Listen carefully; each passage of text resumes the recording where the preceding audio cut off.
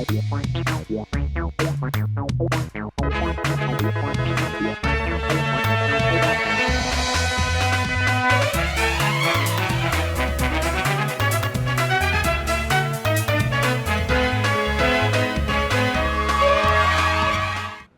मेरा नाम है जयंती झा और आप देख रहे हैं राष्ट्रीय समाचार। पहले एक नजर हेडलाइंस पर।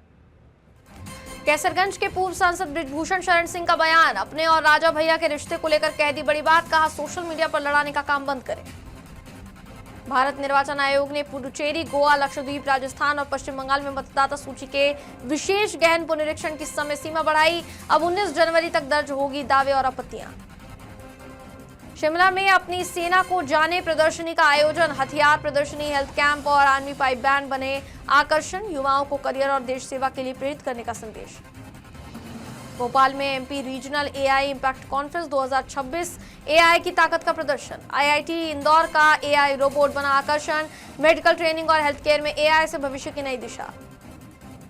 भारत नेपाल सीमा पर बड़ा चौकसी पहरा, श्रावस्ती में हाई अलर्ट जारी, पुलिस एसएसपी की गहन निगरानी और कड़ी जांच जारी। कैसरगंज के पूर्व सांसद बृजभूषण शरण सिंह ने अपने और राजा भैया के रिश्ते को लेकर बड़ा बयान दिया है, जो सोशल मीडिया पर वायरल हो रहा है। पूर्व सांसद बृजभूषण शरण सिंह ने नसीहत दी। उन्होंने कहा कि जाकी रही भावना जैसी, प्रभु मूरत तिन देखी तैसी। सोशल मीडिया और समाज को उन्होंने संदेश दिया। राजा भैया और बृजभूषण को लेकर पोस्ट पर उन्होंने आपत्ति जताई। कौन बड़ा कौन छोटा, इस बात को लेकर उन्होंने नाराजगी जाहिर की। बृजभूषण शरण सिंह ने क्या कुछ कहा, सुनिए। जाकी रही भावना जैसी, हर मुहूर्त देखी तिन तैसी। इस राष्ट्र कथा को जिस नजर से जो देखेगा उसको वो मिलेगा। लेकिन एक पोस्ट देख करके मुझे बड़ी तकलीफ हुई कि राजा भैया क्षत्रियों के बड़े नेता हैं कि बृजभूषण सिंह। तो मैं स्पष्ट करना चाहता हूं, राजा भैया का इतिहास अगर आप जानना चाहते हो तो उनके पिता महाराज उदय सिंह का इतिहास जानो। वो संघर्ष के प्रतीक हैं और हम उनको अपना आदर्श मानते हैं और वो उनके पुत्र हैं। उम्र के नाते वो मेरे छोटे भाई हैं और मेरे बच्चों के दोस्त भी हैं। तो कृपया ऐसी बकवास बाजी बंद करिए। इसके पहले आप लोगों ने अभय सिंह बड़े कि धनंजय सिंह बड़े, इसमें मिलता क्या है आप लोगों को? भारत निर्वाचन आयोग ने पुडुचेरी, गोवा, लक्षद्वीप, राजस्थान और पश्चिम बंगाल में मतदाता सूची के विशेष गहन पुनरीक्षण यानी एसआईआर की समय सीमा बढ़ा दी है। आयोग के नोटिफिकेशन के मुताबिक अब दावा और आपत्ति दर्ज करने की अंतिम तारीख 19 जनवरी कर दी गई है। यह निर्णय मुख्य निर्वाचन अधिकारियों की मांग और सभी पात्र मतदाताओं को सूची में शामिल करने की जरूरत को ध्यान में रखते हुए लिया गया है। आयोग ने साफ कहा कि यह विस्तार सिर्फ दावे और आपत्तियों की अवधि पर लागू होगा, जिससे मतदाताओं को अपने विवरण की जांच करने, फॉर्म 6 के जरिए नाम जोड़ने या आपत्तियां दर्ज कराने के लिए अतिरिक्त समय मिलेगा। निर्वाचन आयोग ने निर्देश दिए कि इस नोटिफिकेशन को राज्य राजपत्रों में तत्काल प्रकाशित किया जाए और मीडिया, बीएलओ, ऑनलाइन पोर्टल और ऐप के माध्यम से इसका व्यापक प्रचार किया जाए। यह एसआईआर प्रक्रिया 2026 में होने वाले विधानसभा चुनावों से पहले मतदाता सूची को अद्यतन करने का हिस्सा है, जिसका उद्देश्य हर योग्य नागरिक को शामिल करना और मृत, स्थानांतरित या डुप्लीकेट प्रविष्टियों को हटाना है। अंतिम मतदाता सूची फरवरी 2026 में जारी की जाएगी, जबकि नए और पहली बार मतदान करने वाले पात्र मतदाताओं से जल्द आवेदन करने की अपील की गई है। भारतीय सेना ने अपना 78वां सेना दिवस पूरे देश में गर्व और सम्मान के साथ मनाया। इसी अवसर पर आर्मी ट्रेनिंग कमांड शिमला द्वारा शिमला की रिज मैदान में अपनी सेना को जाने प्रदर्शनी का आयोजन किया गया। इस प्रदर्शनी का उद्देश्य आम जनता, विशेषकर युवाओं को भारतीय सेना की भूमिका, उसकी ताकत और देश की सुरक्षा में उसके योगदान से अवगत कराना था। सेना दिवस के मौके पर हथियारों और गोला बारूद की प्रदर्शनी, हेल्थ कैंप, सेफ्टी पॉइंट और आर्मी पाइप बैंड की शानदार प्रस्तुति ने लोगों का अपनी ओर ध्यान आकर्षित किया। कार्यक्रम में स्थानीय नागरिकों, पर्यटकों, एनसीसी कैडेट्स और युवाओं की बड़ी भागीदारी देखने को मिली। यह आयोजन न सिर्फ भारतीय सेना के शौर्य, अनुशासन और पराक्रम को प्रदर्शित करता है, बल्कि युवाओं को सेना में करियर बनाने और राष्ट्र सेवा के लिए प्रेरित करने का भी सशक्त संदेश देता है। भारतीय सेना ने पूरे देश में अपना 78वां सेना दिवस पूरे गौरव और उत्साह के साथ मनाया। इस अवसर पर युवाओं को सशस्त्र बलों से जोड़ने और देश सेवा के लिए प्रेरित करने के उद्देश्य से कई कार्यक्रम आयोजित किए गए। इन्हीं आयोजनों के तहत आर्मी ट्रेनिंग कमांड शिमला द्वारा शिमला के प्रसिद्ध द रिज मैदान में अपनी सेना को जाने प्रदर्शनी का आयोजन किया गया। इस प्रदर्शनी का उद्घाटन रिटायर्ड ब्रिगेडियर हरजीत सिंह ने lieutenant general Sukriti Singh Dahiya, chief of staff AR track के साथ मिलकर किया। वरिष्ठ अधिकारियों ने इस पहल की सराहना करते हुए कहा कि इसका उद्देश्य आम जनता, विशेषकर युवाओं को भारतीय सेना की भूमिका, उसकी परंपराओं और देश की सुरक्षा में उसके योगदान से परिचित कराना है। सेना दिवस के मौके पर प्रदर्शनी में हथियारों और गोला बारूद की झलक दिखाई गई, हेल्थ कैंप लगाए गए, आकर्षक सेल्फी पॉइंट बनाए गए और आर्मी पाइप बैंड की शानदार प्रस्तुति दी गई। इस आयोजन में स्थानीय लोग, पर्यटक, एनसीसी कैडेट्स और बड़ी संख्या में युवा शामिल हुए। सर, जो आर्मी है सबसे पहले तो वो हम लोगों के लिए, हमारे देश के लिए बहुत सेक्रीफाइस करते हैं और अगर आर्मी ना हो या फिर हमारा देश जो है सेफ नहीं है। तो मैं आज के युवा के लिए यही बोलूँगी कि आर्मी को देखकर एक जो है जुनून जगता है और एक एनसीसी कैडेट होने के नाते मैं भी, मेरा एम है कि मैं डिफेंस में ही जाऊँ, मैं डिफेंस में ही जाना चाहती हूँ और आर्मी में ही सर्व करना चाहती हूँ। आर्मी डे पे इस तरह के ऑर्गेनाइजेशन करना, इस तरह के डिस्प्ले करना कितना इम्पोर्टेंट? बहुत ज़्यादा इम्पोर्टेंट है आज के यूथ के लिए। स्पेशली वो एक मैसेज गेन कर सकते हैं कि कैसे वो भी आने वाले टाइम में जो है अपने देश को प्रोटेक्ट कर सकते हैं। I'm on a tour right now. Before this, I did go to Punjab because I wanted to see the border as well. I saw the BFS force and then I came here and coincidentally I came here yesterday. I landed yesterday and I saw that it's Army Day. I saw the board and I asked the localites. They told me that today it's going to be a march and parade and we have exhibition. And from 9, they told us that it will be 9. So I'm here till 8, from 8:30 because I'm really curious to know how everything is. And it's very interesting to know. For the first time, I'm seeing the weapons that actually we use, our Indian Army use. So this is very exciting. Everything is very exciting to see. Are you looking forward to join? My age has passed to join, but my father really wanted to join the army, but back then he could not. I mean, he gave the exam, but then he could not get in. So it's kind of his dream. I'm getting all this information so that I can share it with him that this is all I saw in Shimla. Shimla is his favorite city. If only he was here, he would have been very happy to see everything. What is your message to the youth and what message you carry? I think that this is an experience. This is a once in a lifetime experience. You should visit this state. You should visit this place, and you should visit places where Indian Army.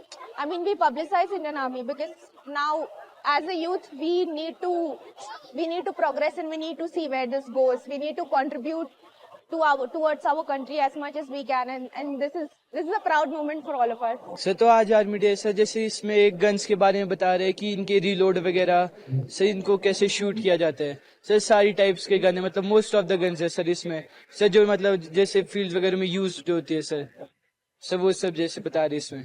क्या आपको भारतीय सेना को समझने का मौका मिलेगा? Yes sir, yes sir. जी बताएं किस तरह से और आप क्या करना चाहते हैं? सर, मैं तो आर्मी ज्वाइन करना चाहता हूँ सर, बड़े होके सर। और वही सर, फिर यहाँ पे सारे टाइप्स के सर, जैसे हरे परे देख सकते हैं, वही सब गन्स के बारे में सब कुछ बता रहे हैं सर। आर्मी के भी सर बड़े अच्छे हेड्स है सर यहाँ पे आए हुए।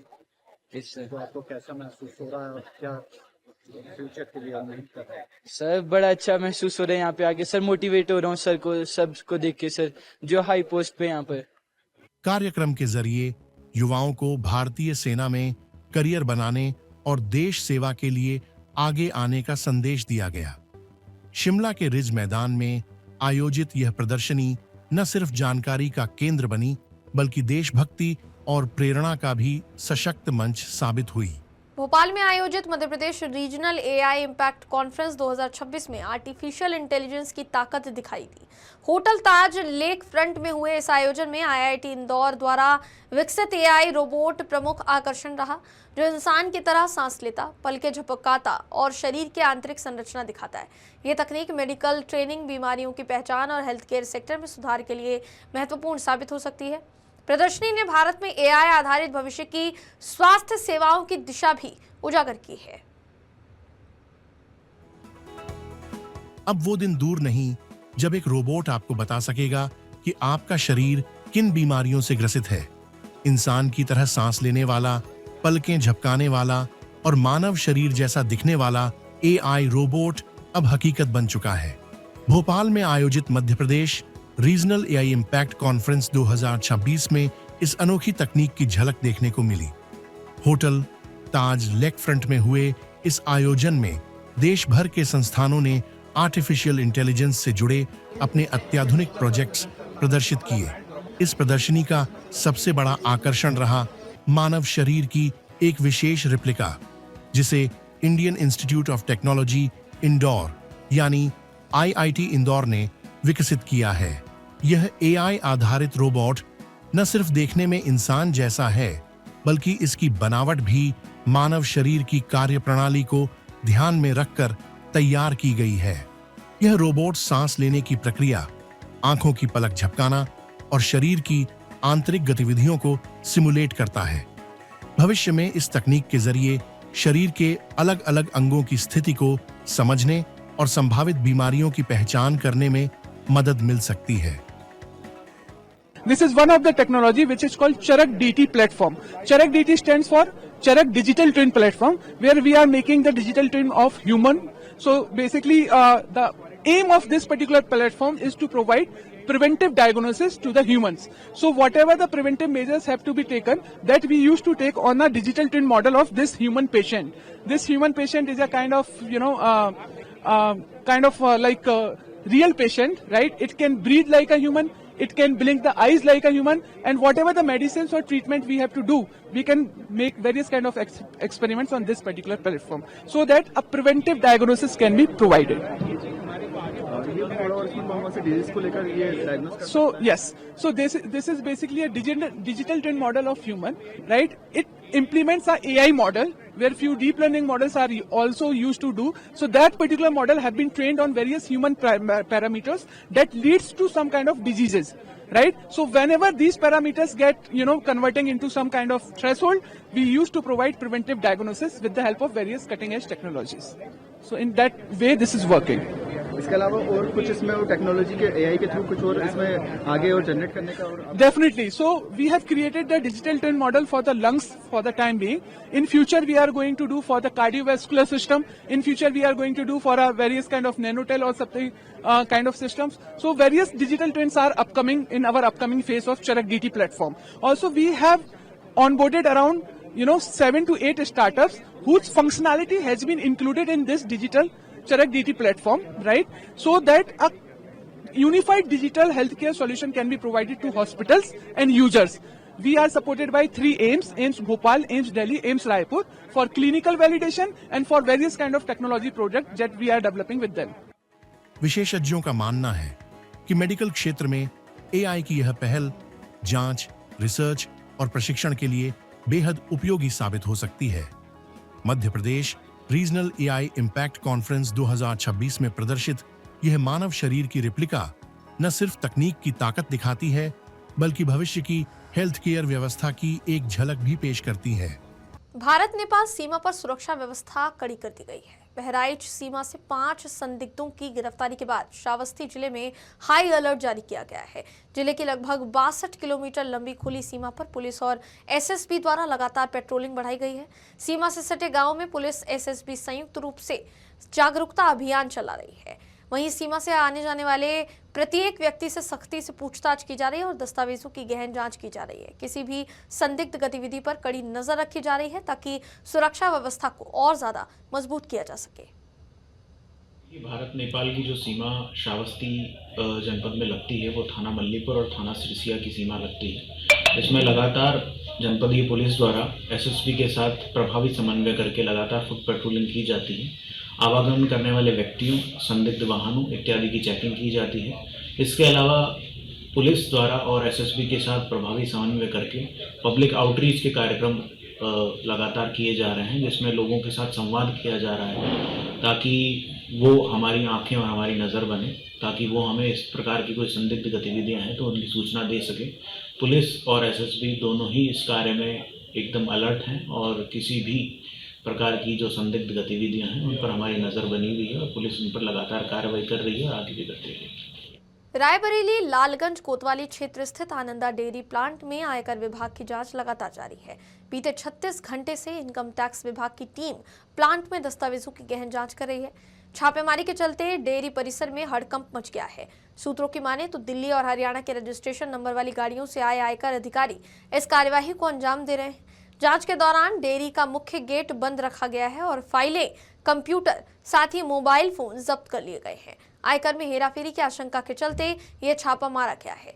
जांच के दौरान डेयरी के अंदर और बाहर आने जाने पर पाबंदी लगाई गई है, जबकि कर्मचारियों को एक ही स्थान पर बैठाकर पूछताछ की जा रही है। आयकर टीम ने कई महत्वपूर्ण कागजात अपने कब्जे में ले लिए हैं और दस्तावेजों के साथ कंप्यूटर डेटा की भी बारीकी से जांच की जा रही है। मामले में 36 घंटे से ज्यादा समय से आयकर विभाग की कार्यवाही जारी है। जामनगर साइबर क्राइम पुलिस ने ऑनलाइन फाइनेंशियल फ्रॉड के एक बड़े सिंडिकेट का भांडाफोड़ करते हुए 4 आरोपियों को गिरफ्तार किया है। ये गिरोह कमीशन के बदले बैंक अकाउंट किट उपलब्ध कराकर ठगी की वारदातों को अंजाम दे रहा था। पुलिस ने आरोपियों के पास से करीब 5 लाख रुपए नकद, 4 mobile phone, 9 ATM card, passbook और चेकबुक बरामद की है, जबकि सिंडिकेट से जुड़े अन्य आरोपियों की तलाश जारी है। पुलिस जांच में सामने आया है कि आरोपी अलग अलग लोगों के नाम पर अलग अलग बैंकों में खाते खुलवाते थे और कमीशन के बदले chequebook, passbook, debit, ATM card और ऑनलाइन बैंकिंग एक्सेस जैसी अकाउंट किट हासिल कर उनका इस्तेमाल ऑनलाइन फाइनेंशियल फ्रॉड में करते थे। इस गिरोह का मुख्य ऑपरेटर राज चंपावत बताया जा रहा है, जो राजस्थान का रहने वाला है। फिलहाल फिलीपींस में रहकर अपने साथियों के जरिए इस नेटवर्क का संचालन कर रहा था। आरोपियों को ये जानकारी होने के बावजूद कि ये रकम साइबर फ्रॉड से जुड़ी हुई है, उन्होंने पैसे को अपने निजी इस्तेमाल में लिया। मामले में cyber crime police station Jamnagar में केस दर्ज कर आगे की जांच शुरू कर दी गई है और नेटवर्क से जुड़े अन्य लोगों की भूमिका खंगाली जा रही है। Jamnagar cyber crime police station के द्वारा एक जो एफआईआर दर्ज की गई है, उसके मुताबिक जामनगर के साइबर क्राइम पुलिस स्टेशन के सदस्य को एक इंफॉर्मेशन मिली थी, जिसके तहत जामनगर में कुछ लोगों के द्वारा जो बैंक अकाउंट होते हैं उनके जो ट्रांजैक्शन डिटेल्स और उसके अकाउंट के क्रेडेंशियल्स हैं उसकी अप्लाई की जा रही थी और साथ ही साथ जो उसके अमाउंट है उसकी भी अप्लाई करने वाले थे। तो इसके तहत Jamnagar cyber crime police station के द्वारा इसके ऊपर भारतीय न्याय संहिता की कलम 3172, 3184, 612 और IT एक्ट के तहत गुना दाखिल किया गया है, जिसमें 4 अक्यूज को स्थल के ऊपर से पकड़ा गया है, जिसमें जिनका नाम है हरदेव सिंह लखूबा केर, ललित भाई रमेश भाई सांगाणी, मोहम्मद हनीफ सुलेमान मोड़ा और हर्ष भाई अनिल भाई जोईसर। और इनके पास से कुल 11 चेकबुक, 9 ATM कार्ड, 4 मोबाइल और 5 लाख कैश बरामद किए गए और आगे का इन्वेस्टिगेशन अभी चालू है। पीलीभीत के बरखेड़ा सामुदायिक स्वास्थ्य केंद्र में स्वास्थ्य व्यवस्थाओं की गंभीर लापरवाही उजागर हुई है। यहां एक गर्भवती महिला को परिजनों के साथ अस्पताल लाया गया, लेकिन पूरे अस्पताल में बेड तक नहीं मिला। महिला को प्रसव वेदना के दौरान लगभग 6 घंटे तक फर्श पर लेटकर इंतजार करना पड़ा, जबकि स्टाफ की ओर से कोई सहायता ध्यान नहीं दी गई। इस घटना ने स्वास्थ्य विभाग की बड़ी लापरवाही और मरीजों के लिए जरूरी सुविधाओं की कमी को बेपर्दा कर दिया है। भारत सरकार ने 2047 तक ग्रामीण जन जन के समग्र विकास को सुनिश्चित करने के उद्देश्य से विकसित भारत जी राम जी कानून को लागू किया। इस कानून में ग्रामीण क्षेत्रों के व्यापक विकास के प्रावधान शामिल हैं। ये जानकारी भाजपा के पूर्व विधायक और राष्ट्रीय परिषद सदस्य अनंत ओझा ने साहिबगंज में अपने कार्यालय में आयोजित प्रेस कॉन्फ्रेंस के दौरान दी। इस मौके पर भाजपा जिलाध्यक्ष गौतम यादव, प्रदेश कार्यकारिणी सदस्य गणेश तिवारी, नगर अध्यक्ष विनोद चौधरी, नगर परिषद पूर्व उपाध्यक्ष रामानंद शाह और तालझारी मंडल अध्यक्ष राजेश मंडल समेत कई कार्यकर्ता मौजूद थे। अनंत ओझा ने कहा कि इस कानून के तहत मनरेगा योजना में प्रतिवर्ष काम के दिनों को 100 से बढ़ाकर 125 दिन किया गया है और इसमें व्याप्त भ्रष्टाचार को दूर कर पूरी पारदर्शिता सुनिश्चित की गई है। राज्य सरकारों को भी स्पष्ट जिम्मेदारी सौंपी गई है। उन्होंने आरोप लगाया कि कांग्रेस और कुछ इंडी गठबंधन वाले दल इस कानून को लेकर भ्रम फैलाने का प्रयास कर रहे हैं और जनता को गुमराह करने का काम कर रहे हैं। अनंत ओझा ने कांग्रेस पर महात्मा गांधी और भगवान राम के नाम का अपमान करने का भी आरोप लगाया है। साथ ही कहा कि कांग्रेस और उसके सहयोगी देश के विकास को रोकना चाहते हैं। विकसित भारत राष्ट्रीय आजीविका मिशन को संस्तुति देने का काम किया। केंद्र के यशस्वी प्रधानमंत्री आदरणीय श्री नरेंद्र भाई मोदी जी ने वर्ष 2047 में देशवासियों के साथ मिलकर के विकसित भारत का संकल्प दिया है और उसी विकसित भारत के संकल्प के अनुकूल हर क्षेत्र में, चाहे देश के इंफ्रास्ट्रक्चर के विकास की दिशा में गति शक्ति का नाम दे करके हो, चाहे देश के सामान्य नागरिक जीवन में कैसे अधिक तेज गति से भारत को विकसित बनाने के लिए हम लक्ष्य प्राप्त कर सकते हैं, उस दिशा में अनेक योजनाओं का सूत्रण हुआ है। और उसी कड़ी में देश की संसद के माध्यम से संक्षेप में कहे तो जी राम जी के साथ ग्रामीण जीवन को बदलने वाला, ग्रामीण रोजगार की गारंटी सुनिश्चित करने वाला योजना का एक नया स्वरूप, ताकि वो विकसित भारत 2047 के दिशा में भी हमारा जो ग्रामीण भारत है, वह ग्रामीण भारत भी आजीविका के साथ युक्त होकर के और विकसित भारत की संकल्पना के साथ खड़ा हो, इसी दिशा में उन्होंने जी राम जी के संकल्प को विकसित करने का काम किया है। खबरों का सिलसिला यूं ही जारी रहेगा। देश और दुनिया की तमाम खबरों के लिए देखते रहिए राष्ट्रीय समाचार। We'll be right